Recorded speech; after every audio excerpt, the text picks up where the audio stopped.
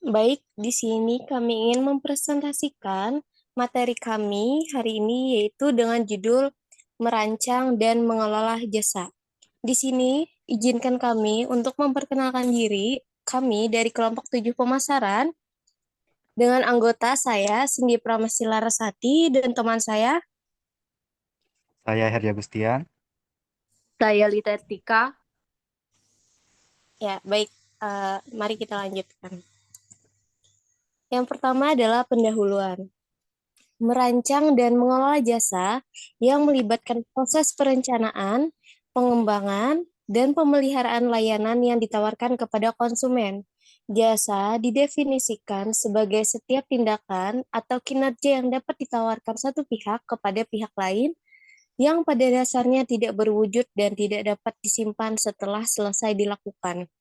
Merancang dan mengelola jasa merupakan aspek penting dalam manajemen pemasaran yang memerlukan pemahaman mendalam tentang sifat, klasifikasi, dan perbedaan jasa dengan produk barang, serta penerapan strategi pemasaran, kualitas manajemen, dan inovasi berkelanjutan untuk menjamin kepuasan pelanggan.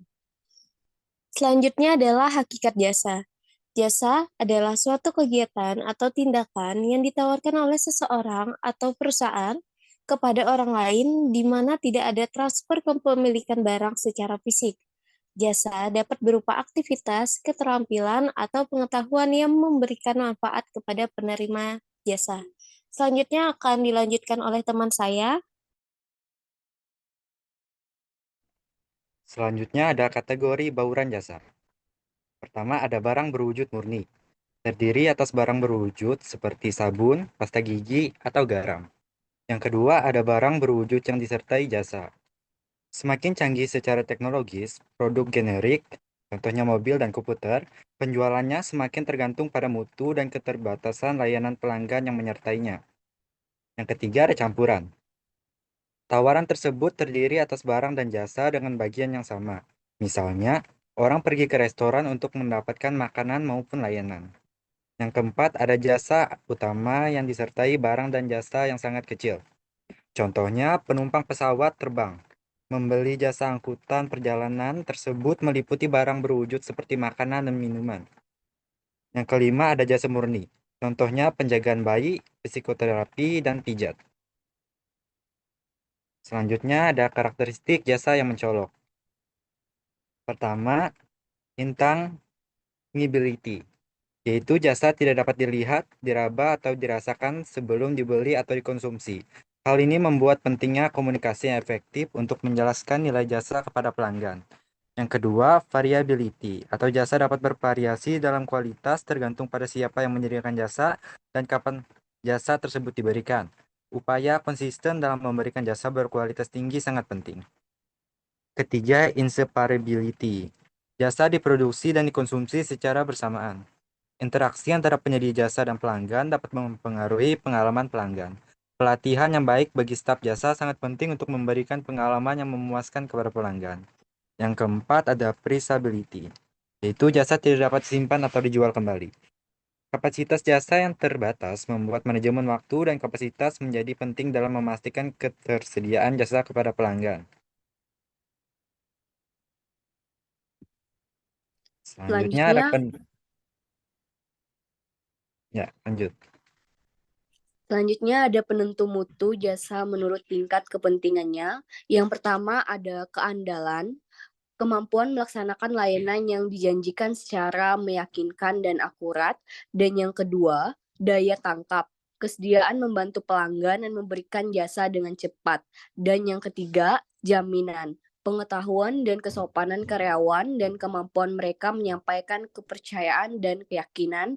Dan yang keempat, empati, kesediaan memberikan perhatian yang mendalam dan khusus masing-masing pelanggan. Dan yang kelima, benda berwujud, penampilan fasilitas fisik, perlengkapan karyawan, dan bahan komunikasi. Next. Selanjutnya ada mengolah jasa. Mengolah jasa adalah proses perencanaan, perorganisasian, pengendalian, dan pengawasan terhadap berbagai aspek yang terkait dengan penyediaan layanan kepada pelanggan dalam mengelola jasa. Perusahaan dan individu bertanggung jawab untuk memastikan bahwa layanan yang diberikan sesuai dengan harapan pelanggan dan memenuhi standar kualitas yang ditetapkan. Selanjutnya ada strategi pemasaran. Yang pertama ada pemilihan unsur merek. Ingatan atas merek menjadi penentu keberhasilan penjualan unsur mereka. Merek lain, logo, simbol, karakter, dan slogan juga mampu membangun kesadaran akan merek dan citra merek. Dan yang kedua, penetapan dimensi citra image.